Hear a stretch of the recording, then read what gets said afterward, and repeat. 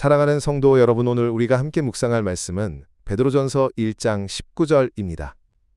오직 흠없고 점없는 어린 양 같은 그리스도의 보배로운 피로 된 것이니라. 그리스도의 보배로운 피 이것이 오늘 우리가 나눌 주제입니다. 저는 때때로 복음을 직접 전하기보다 복음에 대해 이야기하는 습관에 빠지지 않을까 염려합니다. 그래서 자주 우리 믿음의 첫째 되는 원리로 돌아가려고 애씁니다. 오늘 본문처럼 새로운 것을 말할 수 없는 본문이지만 우리 영혼의 생명에 꼭 필요한 핵심 진리를 다시 한번 상기시켜주는 말씀을 택합니다. 이런 본문을 앞에 두고 복음을 전하지 않는다면 저는 하나님의 거룩한 말씀과 제 양심 모두에 폭력을 가하는 것입니다. 오늘 이 본문을 펼치고 구원의 말씀을 선포하는 동안 성령께서 함께 하셔서 그리스도의 것들을 우리에게 보여주시고 우리 영혼을 구원하시기를 간절히 바랍니다. 태초부터 하나님은 피를 가장 귀한 것으로 여기셨습니다. 하나님은 이 생명의 샘을 가장 엄숙한 명령들로 둘러싸셨습니다. 주님께서 노아와 그 후손들에게 이렇게 명하셨습니다. 생명되는 피째 먹지 말라. 사람에게 움직이는 모든 생물을 먹을 것으로 주셨지만 결코 피를 고기와 함께 먹어서는 안 되었습니다. 목 졸려 죽은 짐승은 부정한 음식으로 여겨졌습니다. 하나님은 사람이 어떤 형태로든 피를 먹거나 마심으로써 피에 너무 익숙해지는 것을 원치 않으셨기 때문입니다. 심지어 황소와 염소의 피조차도 하나님의 명령으로 거룩함이 부여되었습니다. 사람의 피에 대해서는 어떻습니까? 하나님의 경고가 어떻게 선포되었는지 기억하십니까? 내가 반드시 너희의 피, 곧 너희 생명의 피를 찾으리니 짐승이면 그 짐승에게서 사람이나 사람의 형제면 그에게서 그의 생명을 찾으리라. 누구든지 사람의 피를 흘리면 사람이 그의 피를 흘릴 것이니 이는 하나님이 자기 형상대로 사람을 지으셨음이니라. 첫 살인자 가인이 사람에 의해 피 흘림을 당하지 않은 것은 사실입니다. 하지만 그 범죄는 새로운 것이었고 형벌이 아직 정해지고 선포되지 않았기에 그 경우는 분명히 예외적이었습니다. 더욱이 가인의 운명은 그 자리에서 죽임을 당하는 것보다 훨씬 더 끔찍했을 것입니다. 그는 악을 가득 채우도록 허락받았고 땅 위를 유리하며 방황하는 자가 되었으며 그의 죄된 삶이 분명히 크게 쌓아올린 진노의 유산 속으로 들어갔습니다. 신정정치 시대 하나님이 왕이 되어 이스라엘을 다스리시던 때에 살인은 항상 가장 본보기가 되는 방식으로 처벌되었고 결코 용인되거나 변명되지 않았습니다. 눈이에는 이 생명에는 생명이라는 엄격하고 변함없는 법이 있었습니다. 살인죄를 범한 자의 생명의 속전을 받지 말고 반드시 죽일 것이며 라고 명백히 기록되어 있습니다. 심지어 우연이나 실수로 생명을 빼앗은 경우에도 간과되지 않았습니다. 살인자는 즉시 도피성으로 피했고 거기서 재판을 거친 후 머물 수 있었습니다. 하지만 대제사장이 죽기 전까지는 다른 곳에서 안전할 수 없었습니다. 모든 경우의 일반 법칙은 이것이었습니다. 너희는 거주하는 땅을 더럽히지 말라. 피는 땅을 더럽히나니 피 흘림을 받은 땅은 이를 흘리게 한 자의 피가 아니면 속죄할 수 없느니라. 너희는 너희가 거주하는 땅을 더럽히지 말라. 내가 그 가운데 거주함이니라. 나 여호와가 이스라엘 자손 중에 거주함이니라. 신기한 것은 더럽히는 바로 그것이 정결케 할 수 있는 유일한 것이라는 점입니다. 그렇다면 피는 하나님 보시기에 항상 귀한 것이었고 하나님은 우리 눈에도 그러하기를 원하셨음이 분명합니다. 하나님은 먼저 짐승의 피를 사람의 음식으로 금하셨고 그 다음에는 분노로 흘린 사람의 피에 대해 복수하셨으며 더 나아가 우연한 사고로도 피가 무심코 흘려지지 않도록 주의하셨습니다. 이것이 전부가 아닙니다. 우리는 그 율법의 메아리를 우리 안에서 느낍니다. 하나님이 피를 거룩한 것으로 만드셨음을 우리는 느낍니다. 어떤 사람들은 습관과 익숙함으로 전쟁 이야기를 참을성 있게 어쩌면 즐기면서 읽을 수 있고 나팔과 북소리와 군인들의 발걸음 소리가 우리 마음을 움직여 잠시 군사적 정신에 동조하게 만들 수도 있습니다. 하지만 우리가 전쟁을 있는 그대로 볼 수 있다면 전쟁터를 반만이라도 가로질러 걷거나 부상당한 사람 한 명만 본다면 차가운 전율이 우리 뼛속 깊이까지 스며들 것이 고피가 참으로 거룩한 것임을 경험으로 증명하게 될 것입니다. 며칠 전 저는 미국 전쟁의 전쟁터에서 왔다는 한 사람의 이야기를 들었습니다. 그가 훼손된 시체들의 세부 사항을 충격적이고 끔찍하게 말하고 사람의 피 웅덩이 속에 장화 꼭대기까지 서 있었다고 말할 때 저는 기절할 것 같은 느낌과 축축한 땀이 나를 덮치는 것을 느꼈습니다. 우리 모두를 관통한 그 전율은 하나님이 생명의 상징이자 영양분인 피를 영원히 거룩함으로 보호하셨다는 확실한 확증이었습니다. 우리는 피 흘림의 가능성을 생각하는 것만으로도 두려움과 떨림 없이는 할 수 없습니다. 생산하거나 얻는 과정에서 높은 위험을 수반하는 위안은 인도적인 성품을 가진 사람들에게 모든 달콤함을 잃을 것입니다. 다윗이 새 용사가 가져온 물에 대해 행한 일에 누가 공감하지 않겠습니까? 새 영웅이 블레셋 군대를 뚫고 베들레헴 우물에서 다윗에게 물을 가져왔습니다. 다윗이 그 물을 받았을 때 매우 목말랐고 그것을 간절히 바랐음에도 불구하고 이 사람들이 블레셋 군대를 3번이나 뚫고 자신에게 물을 가져오느라 그토록 무서운 위험을 무릅썼기에 그것을 마실 수 없다고 느꼈습니다. 그래서 그는 그 물을 가져다가 여호와 앞에 부었습니다. 마치 생명을 주신 하나님을 위한 것이 아니고서는 사람들이 생명의 위험을 무릅쓰는 것이 마땅치 않다는 듯이 말입니다. 그의 말은 매우 감동적이었습니다. 내 하나님이여 내가 어찌 이런 일을 하리이까. 이 사람들이 생명을 돌아보지 아니하고 가져온 것이니 이것이 곧 그들의 피니이다. 내가 어찌 마시리이까. 저는 사람들이 줄타기에서 남녀가 그토록 무서운 생명의 위험을 무릅쓰는 것을 보며 즐거워하는 큰 군중들의 잔인함에 놀랍니다. 어떻게 그들이 그렇게 끔찍한 먹이로 병적인 호기심을 채우고 그런 위험을 무릅쓸 만큼 어리석은 사람에게 무모함 때문에 환호를 보낼 수 있습니까? 자신의 위안을 위해 누군가가 목숨을 걸게 만든 것을 후회하는 다윗의 마음이 그리스도를 훨씬 더 닮지 않았습니까? 인간에 대한 최고의 사랑이나 하나님에 대한 최고의 헌신이 아니면 그런 생명의 위험을 정당화할 수 없다는 그의 믿음이 얼마나 더 칭찬받을 만합니까? 더 나아가 말씀드리겠습니다. 피의 거룩함의 인장은 보통 가장 타락한 사람들의 양심에까지도 찍혀 있습니다.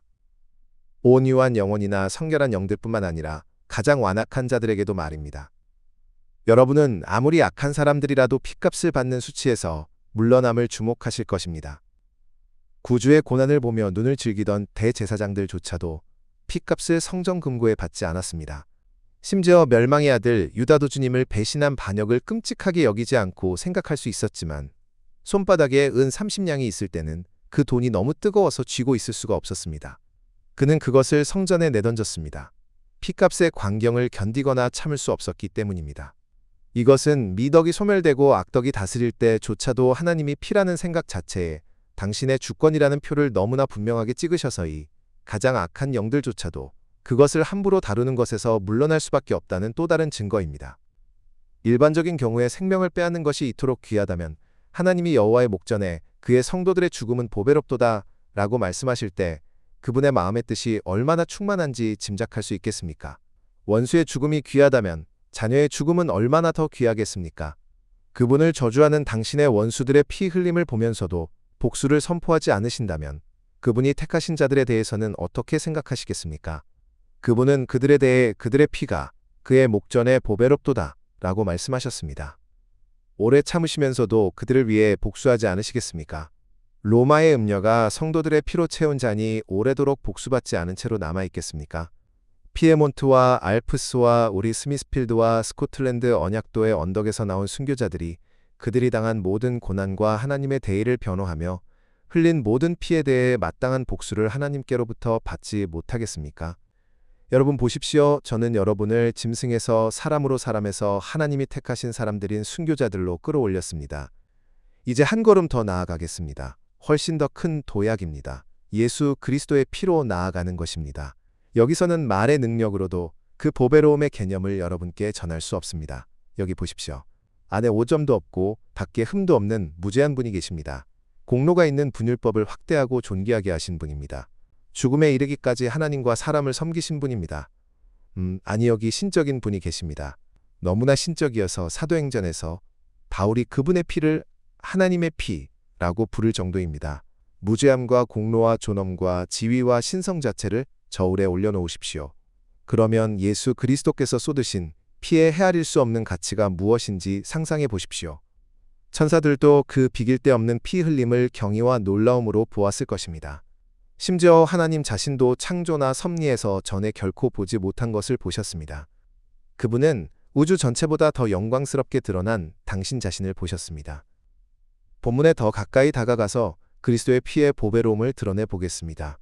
우리는 이 보배로운 피가 가진 많은 속성들 중 일부를 열거하는 것으로 제안하겠습니다.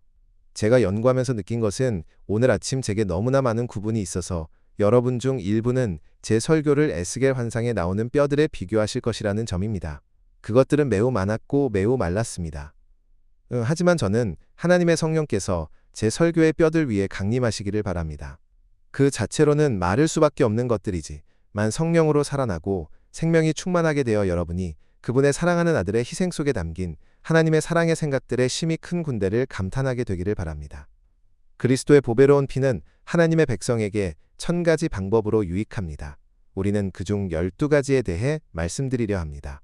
결국 곤경과 시련의 시간에 한 물건의 진정한 보배로움은 그것의 유용성에 달려 있어야 합니다. 오늘 아침 우리에게 진주 한 자루는 빵 한 자루보다 훨씬 더 귀할 것입니다. 하지만 여러분 모두 사막에서 죽기 직전인 사람이 비틀거리다가 자루를 발견하고 지나가는 사람의 지갑이기를 바라며 열었는데 진주밖에 들어있지 않았다는 이야기를 들어보셨을 것입니다. 만약 그것이 빵 부스러기였다면 얼마나 더 귀했겠습니까? 제가 말씀드리는 것은 필요와 위험의 시간에 어떤 것의 용도가 실제로 그것의 보배로움을 구성한다는 것입니다. 이것은 정치 경제학에 따르지 않을 수 있지만 상식에는 부합합니다. 첫째로, 그리스도의 보배로운 피는 구속하는 능력을 가지고 있습니다. 그것은 율법으로부터 우리를 구속합니다. 우리는 모두 이것을 행하라 그리하면 살리라고 말하는 율법 아래 있었습니다. 우리는 그것의 노예였습니다. 그리스도께서 대속의 값을 치르셨고 율법은 더 이상 우리의 폭군 주인이 아닙니다. 우리는 그것으로부터 완전히 자유롭습니다.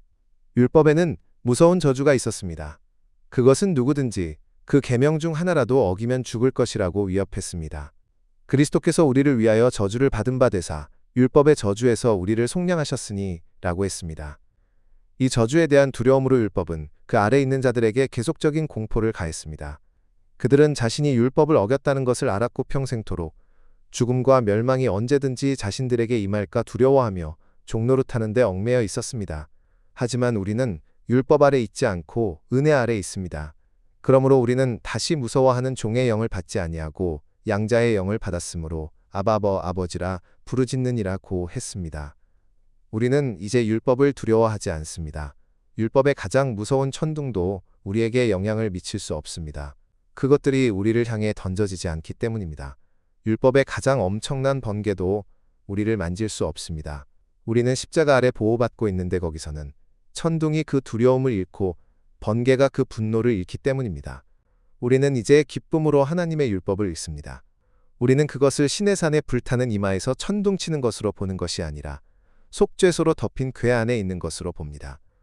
율법과 그 저주와 형벌과 현재의 공포로부터 완전히 구속받았음을 아는 사람은 복됩니다. 사랑하는 성도 여러분, 유대인의 삶은 이방인의 삶과 비교하면 행복했지만 여러분과 저의 삶과 비교하면 완전한 고역이었습니다. 그는 1000가지 명령과 금지 사항으로 둘러싸여 있었고 그의 형식과 의식은 풍부했으며 그 세부 사항은 세밀하게 정해져 있었습니다. 그는 항상 자신을 부정하게 만들 위험에 처해 있었습니다. 침대나 의자에 앉으면 더러워질 수 있었습니다. 토기 항아리로 물을 마시거나 집 벽을 만져 도나병 환자가 그 전에 거기 손을 댔을 수 있어서 부정하게 될 수 있었습니다. 1000가지 부지 중에 범한 죄들이 그의 길에 있는 숨은 구덩이들과 같았습니다. 그는 하나님의 백성에게서 끊어질까봐 끊임없이 두려워해야 했습니다. 그가 어느 날 최선을 다했을 때도 그것이 끝난 것이 아님을 알았습니다.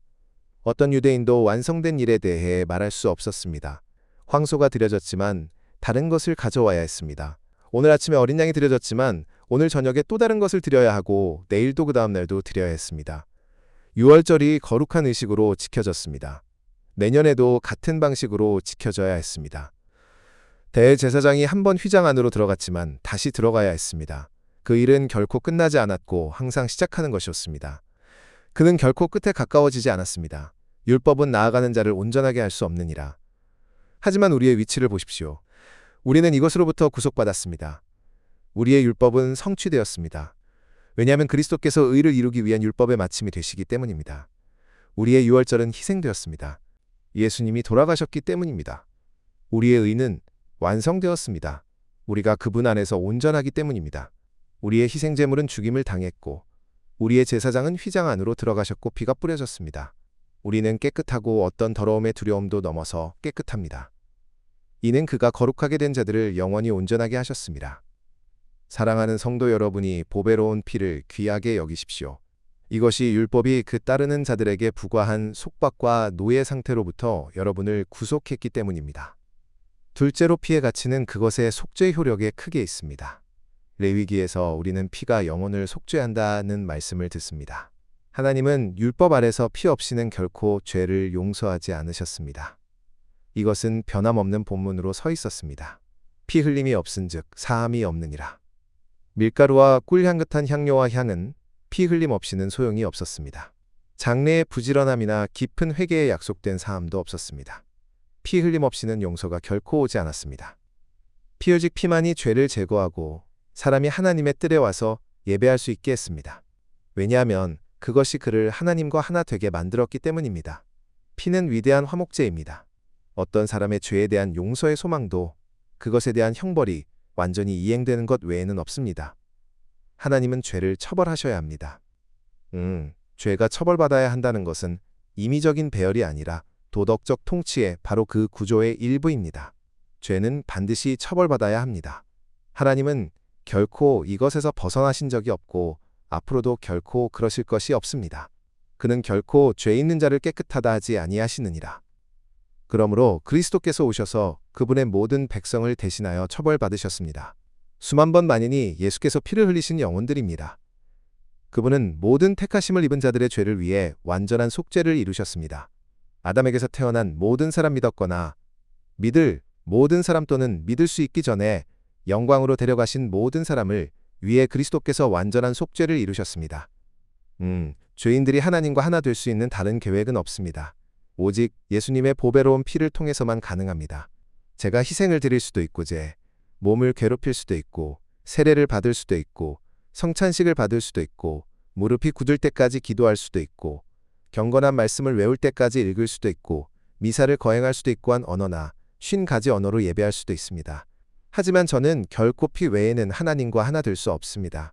그리고 그 피는 그리스도의 보배로운 피입니다. 사랑하는 여러분 중 많은 분이 그리스도의 구속하는 피의 능력을 느껴보셨습니다. 여러분은 이제 율법 아래 있지 않고 은혜 아래 있습니다. 여러분은 또한 속죄하는 피의 능력을 느껴보셨습니다. 여러분은 하나님의 아들의 죽음으로 하나님과 화목하게 되었음을 압니다. 그분이 여러분에게 노한 하나님이 아니라 변치 않는 사랑으로 여러분을 사랑하신다는 것을 느낍니다. 하지만 이것이 여러분 모두의 경우는 아닙니다. 그렇다면 얼마나 좋겠습니까? 저는 여러분이 오늘 바로 예수님의 피에 속죄하는 능력을 알기를 기도합니다. 피조물이여 여러분의 창조주와 하나 되기를 원하지 않으십니까? 보잘것없는 사람이여 전능하신 하나님을 여러분의 친구로 삼기를 원하지 않으십니까? 여러분은 속죄를 통하지 않고는 하나님과 하나 될 수 없습니다. 하나님은 그리스도를 우리 죄를 위한 화목제물로 세우셨습니다. 그분의 피에 대한 믿음을 통해 화목제물을 받아들이고 하나님과 하나 되십시오. 셋째로 예수 그리스도의 보배로운 피는 정결케 하는 능력을 가지고 있습니다. 요한은 그의 첫째 서신 첫 장 7째 절에서 우리에게 말합니다. 그 아들 예수의 피가 우리를 모든 죄에서 깨끗하게 하실 것이요. 죄는 죄인에게 직접적으로 더럽히는 효과를 미칩니다. 그러므로 정결케 하는 것이 필요합니다. 거룩하신 하나님께서 거룩하지 못한 죄인과 완전히 하나 되기를 원하신다고 가정해 봅시다. 그것은 있을 수 없는 경우를 가정하는 것입니다. 하지만 지극히 높으신 분의 순결한 눈이 죄를 눈감아 주신다 해도 우리가 부정한 동안에는 우리 자신의 마음속에서 기쁨과 안식과 평화 같은 것을 결코 느낄 수 없습니다. 죄는 그것을 가진 사람에게 재앙이며 그것을 혐오하시는 하나님께 가증한 것입니다. 저는 깨끗해져야 합니다. 제 죄악이 씻겨나가야 합니다. 그렇지 않으면 결코 행복할 수 없습니다. 시편 103편에서 노래된 첫 번째 은혜는 그가 네 모든 죄악을 사하시며입니다. 이제 우리는 보배로운 피로 죄가 깨끗해진다는 것을 압니다. 살인간음 도둑질죄가 무엇이든 그리스도의 혈관 안에는 그것을 단번에 영원히 제거할 능력이 있습니다. 우리의 범죄가 아무리 많고 깊이 박혀있어 도피는 외칩니다. 너희의 죄가 주홍 같을지라도 눈과 같이 희어질 것이요 진홍같이 붉을지라도 양털같이 희게 되리라. 그것은 하늘의 노래입니다. 우리가 우리 옷을 씻어 어린 양의 피에 희게 하였느니라. 이것은 땅의 경험입니다. 왜냐하면 다윗의 집을 위해 죄와 부정을 씻기 위해 열린 이 샘 외에는 아무도 깨끗해진 적이 없기 때문입니다. 여러분은 이것을 너무 자주 들으셔서 아마 천사가 여러분에게 말해도 많은 관심을 가지지 않으실 것입니다. 다만 여러분이 부정함의 공포와 깨끗해지는 축복을 경험으로 알지 않으신다면 말입니다. 사랑하는 성도 여러분, 예수님의 피를 통해 어떤 믿는 자에게도 한 점도 남지 않고 주름이나 그런 것이 없다는 생각은 우리 마음을 뛰게 만들어야 합니다. 내 자신 안에서는 더럽고 계달의 장막처럼 검게 보이지만 주의 옷을 입을 때는 솔로몬의 뜰만큼 아름다워라. 여러분은 그리스도 없이는 영적 아름다움이 없습니다. 사랑하는 성도 여러분. 하지만 그리스도를 가지면 그분 자신이 말씀하십니다. 나의 사랑, 너는 순전히 어여쁘기만 하여 아무 흠이 없구나. 오 풍부한 죄악의 지옥 얼룩을 제거하고 제가 하나님을 거역했던 많은 방식들에도 불구하고 사랑받는 자 안에서 받아들여지게 허락하시는 보배로운 피여. 넷째로 그리스도의 피의 네 번째 속성은 그것에 보존하는 능력입니다. 여러분은 멸망시키는 천사가 하나님의 원수들을 죽이러 나갔던 이집트의 그 무서운 밤을 기억하시면 이것을 바르게 이해하실 것입니다. 이집트 전역의 모든 장자가 왕자의 바로부터 맷돌 뒤의 여인의 장자와 지하 감옥의 노예까지 한순간에 죽어 쓰러지면서 집집마다 쓰라린 울음이 올라갔습니다. 천사는 소리 없는 날개로 이집트의 많은 도시의 모든 거리를 누볐습니다. 하지만 그가 들어갈 수 없는 집들이 있었습니다. 그는 칼을 칼집에 넣고 거기서는 저주를 내뱉지 않았습니다. 무엇이 그 집들을 보존했습니까? 그 주민들이 다른 사람들보다 더 나은 것이 아니었습니다. 그들의 거처가 더 우아하게 지어진 것도 아니었습니다. 문설주와 좌우, 문기둥의 피, 얼룩 외에는 아무것도 없었습니다. 내가 피를 볼 때에 너희를 넘어가리라 고 기록되어 있습니다. 이스라엘이 유월절을 얻게 한 것은 피뿌림 외에는 전혀 없었습니다. 집의 아버지가 어린 양을 잡아 피를 대야에 받았고 어린 양이 구워져서 집의 모든 거주자가 먹는 동안 그는 우슬초 다발을 가져다가 피 대야를 휘저으며 자녀들과 함께 밖으로 나가 기둥들을 치고 문을 치기 시작했습니다. 이것이 이루어지자마자 그들은 모두 안전했습니다. 모두 안전했습니다. 어떤 천사도 그들을 건드릴 수 없었습니다. 지옥의 마귀들 자신도 감히 거기 가지 못했습니다. 사랑하는 성도 여러분 보십시오. 우리는 그리스도 예수 안에서 보존됩니다. 하나님께서 여러분과 제가 피를 보기 전에 피를 보지 않으셨습니까? 그것이 무화과 나무처럼 열매를 맺지 못하며 그분께 아무 열매도 맺지 못할 때 우리의 몰수된 생명을 살려주신 이유가 아니었습니까?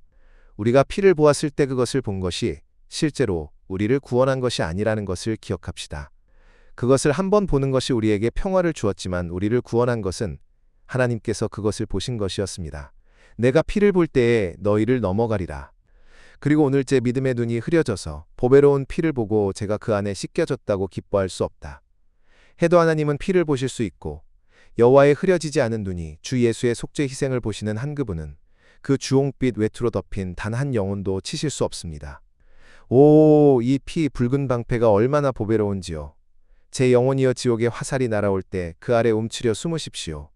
이것이 자주색으로 덮인 병거입니다. 폭풍이 오고 홍수가 일어나게 하십시오. 불 우박까지도 내리게 하십시오.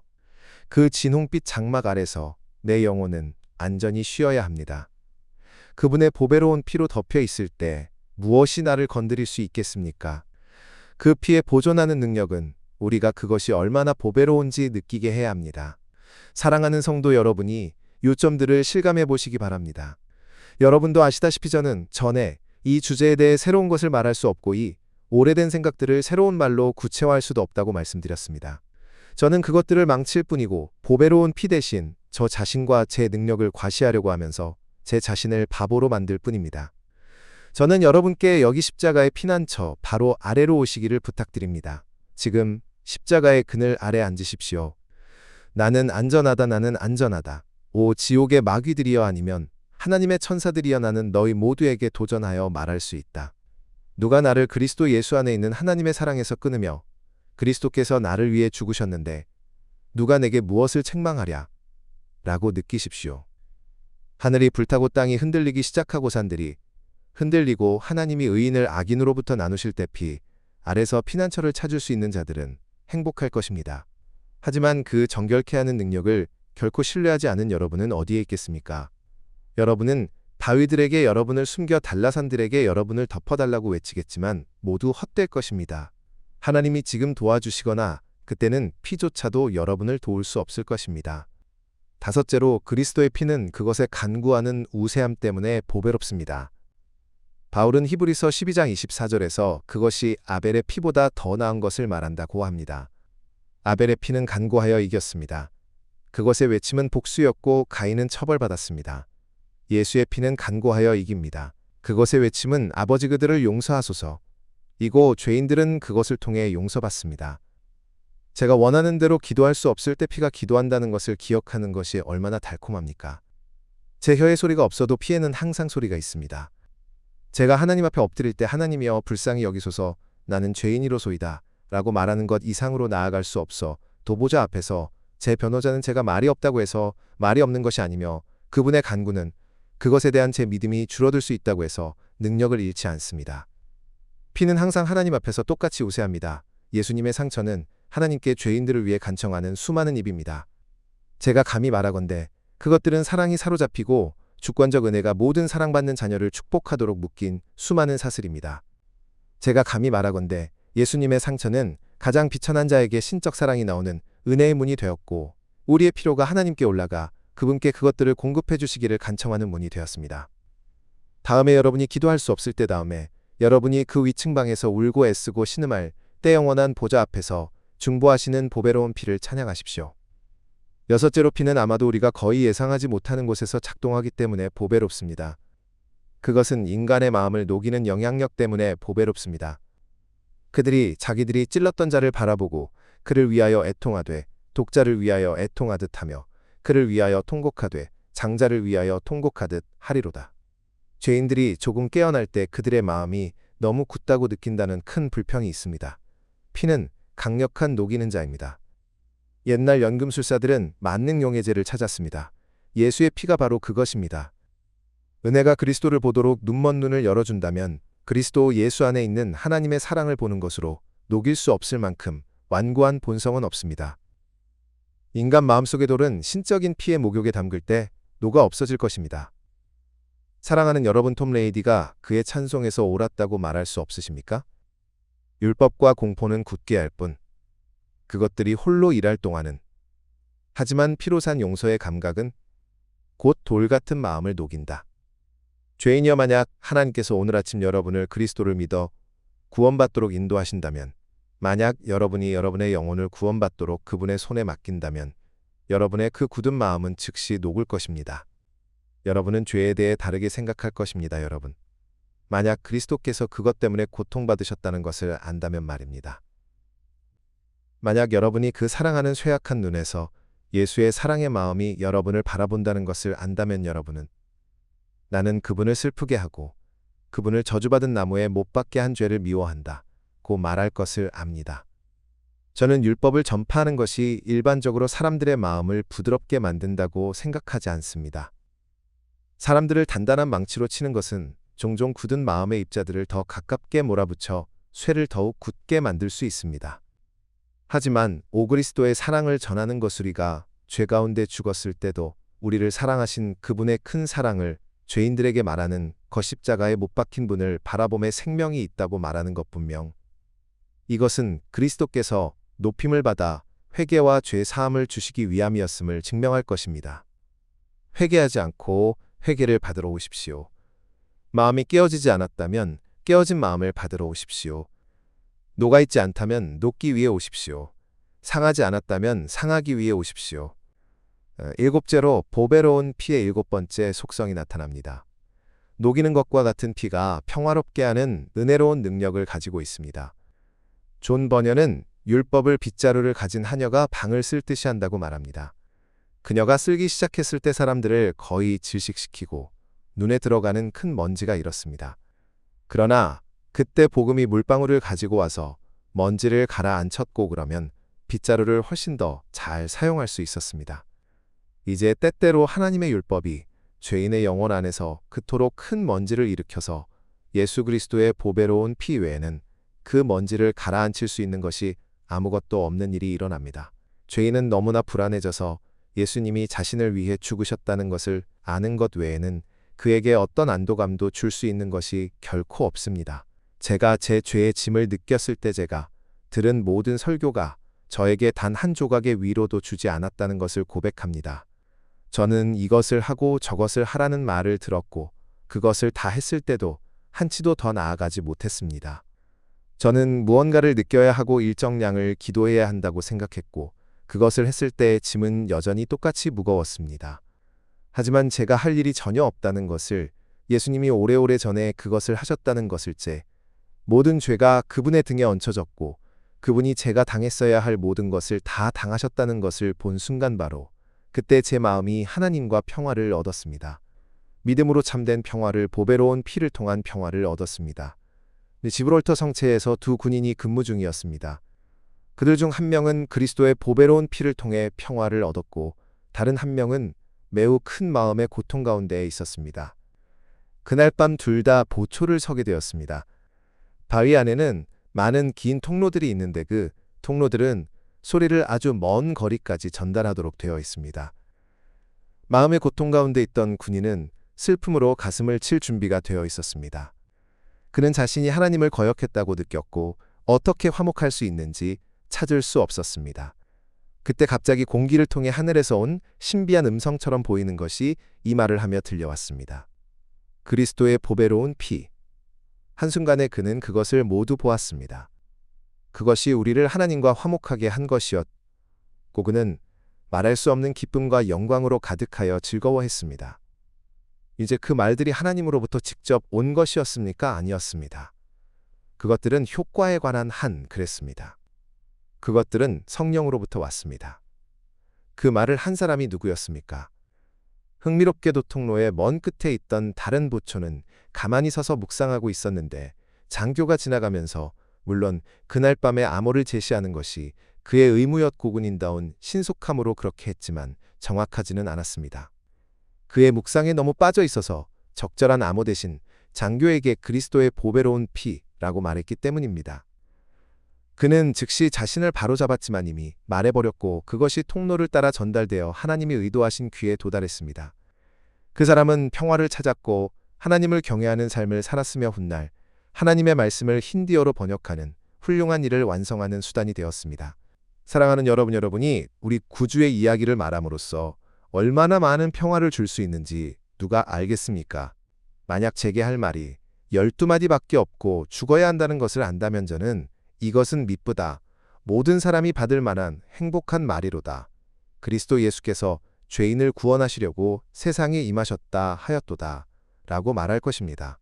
대속의 교리는 복음의 핵심이자 골수이며 여러분이 그것을 펼칠 수 있다면 여러분은 그것에 평화를 주는 능력으로 보배로운 피의 가치를 증명할 것입니다.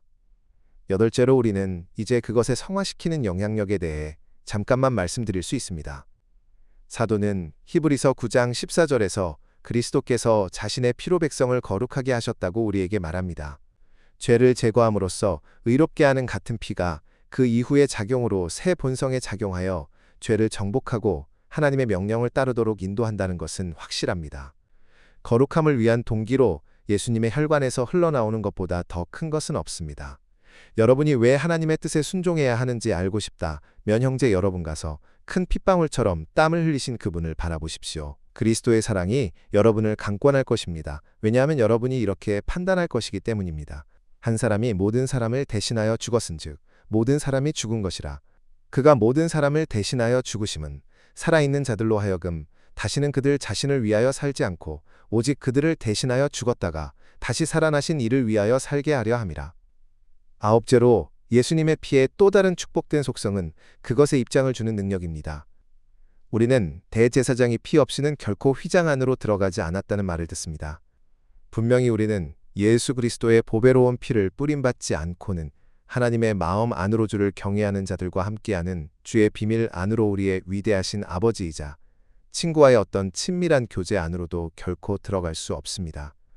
우리가 담대히 이 은혜 안에 서 있는데 접근할 수 있도다 라고 했지만 우리는 이 보배로운 피로 뿌림받은 자로서 외에는 감히 하나님께 한 발자국도 가까이 갈 수 없습니다. 저는 우리 중 일부가 하나님께 가까이 나아가지 않는 것이 피를 잇기 때문이라고 확신합니다. 만약 여러분이 여러분의 은혜 안에서, 여러분의 경험 안에서, 여러분의 믿음 안에서 하나님과 교제하려고 한다면 실패할 것입니다. 하지만 여러분이 그리스도 예수 안에 서 있는 자로서 하나님께 가까이 나아가려고 한다면 용기를 가질 것입니다. 다른 한편으로 하나님은 그분의 기름 부음 받은 자의 얼굴에서 여러분을 보실 때 여러분을 만나러 달려오실 것입니다. 하나님께 가까이 갈 수 있는 능력을. 하지만 십자가에 가까이 가는 것 외에는 하나님께 가까이 갈 수 없습니다. 그러므로 여러분에게 하나님과의 가까움을 주는 그 능력 때문에 피를 찬양하십시오. 열째로 한 가지만 언급하겠습니다. 피는 열 번째로 그것을 확증하는 능력 때문에 매우 보배롭습니다. 우리는 희생 제물들이 죽임을 당하고 피가 뿌려지지 않으면 어떤 언약도 유효하지 않았다는 말을 듣습니다. 예수님의 피가 새 언약을 비준하고 그 약속들을 모든 씨에게 확실하게 만든 것입니다. 그러므로 그것은 영원한 언약의 피라고 불립니다. 사도는 비유를 바꿔서 유언은 유언자가 죽지 않으면 효력이 없다고 말합니다. 피는 유언자가 죽었다는 증거이고 이제 그 법은 모든 상속자에게 유효합니다. 왜냐하면 예수 그리스도께서 자신의 피로 그것에 서명하셨기 때문입니다. 사랑하는 성도 여러분, 그 약속들이 예와 아멘이라는 것을 기뻐합시다. 다른 이유가 아니라 그리스도 예수께서 죽으시고 다시 살아나셨기 때문입니다. 나무 위에서 머리를 숙이심도 무덤에서 잠드심도 무덤에서 부활하심도 없었다면 약속들은 불확실하고 변덕스러운 것들이었을 것입니다. 하나님이 거짓말하실 수 없는 변치 않는 것들이 아니었을 것입니다. 그러므로 그것들은 그리스도 예수께로 피한 자들에게 강한 위로를 줄 수 없었을 것입니다. 그러므로 예수님의 피에 확증하는 본성을 보고 그것을 매우 보배롭게 여기십시오. 거의 끝났습니다. 하지만 또 하나가 남아 있습니다. 그것은 11번째이며 보배로운 피에 활력을 주는 능력입니다. 여러분이 이것을 알고 싶으시다면 우리가 흰 천으로 상을 덮고 거기에 떡과 포도주를 놓을 때 종종 하는 것처럼 그것이 제시되는 것을 보아야 합니다. 이 의식으로 우리가 의미하는 것은 무엇입니까? 그리스도께서 우리를 위해 고난받으셨다는 것을 의미하며 이미 그분의 보배로운 피에 씻겨 깨끗해진 우리는 그분의 몸과 그분의 피를 먹고 마시는 방식의 상징으로 포도주를 마시러 상에 옵니다. 그분은 우리에게 말씀하십니다. 사람이 내 살을 먹지 아니하고 내 피를 마시지 아니하면 자기 속에 생명이 없느니라. 그러므로 우리는 영적인 방식으로 그분의 피를 마시며 그분은 내 피는 참된 음료로다 라고 말씀하십니다. 뛰어난 음료, 탁월한 음료, 힘을 주는 음료 천사들도 영원한 보좌 앞에서 마실지라도 결코 맛보지 못할 그런 음료입니다. 사랑하는 성도, 여러분의 영이 쇠약해질 때마다 이 포도주가 여러분을 위로할 것입니다.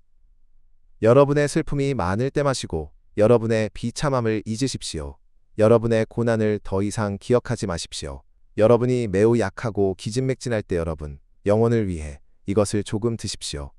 오히려 찌꺼기에 있는 잘 정제된 포도주를 군인의 창으로 수도꼭지가 설치되어 그리스도 자신의 마음에서 흘러나온 포도주를 가득 마시십시오.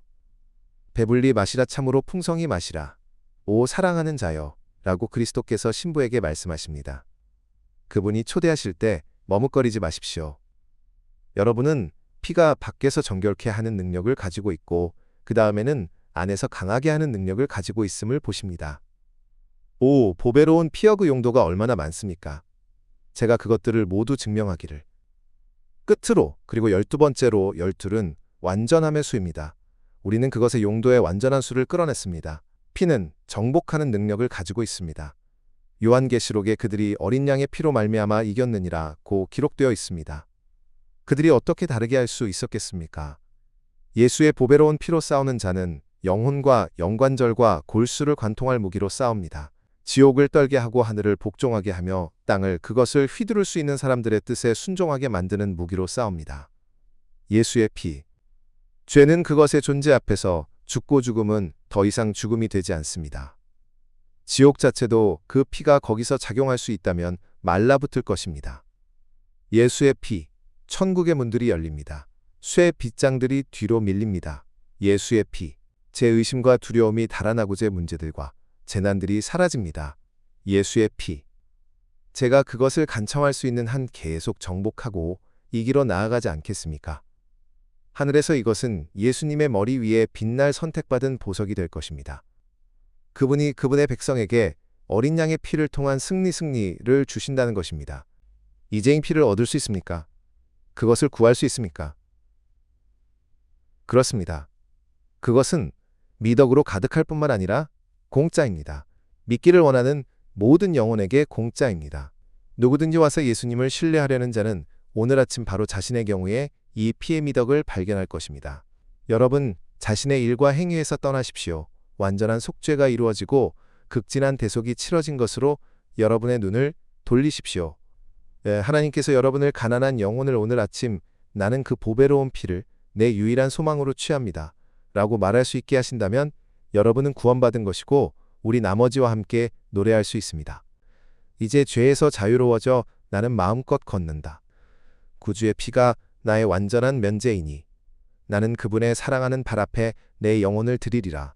구원받은 죄인으로 서경의를 표하리라. 그분의 이름을 위해 그렇게 되기를 하나님께서 허락하시기를 빕니다. 아멘.